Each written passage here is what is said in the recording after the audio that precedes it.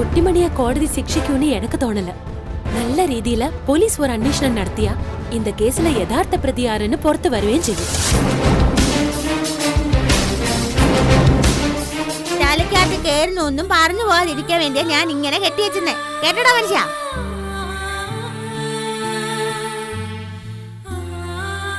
യുദ്ധഭൂമിയിൽ അവശേഷിക്കുന്നത് പൂക്കളല്ല, കുറച്ച് ചോരയും കണ്ണുനീരും മാത്രമാണ്.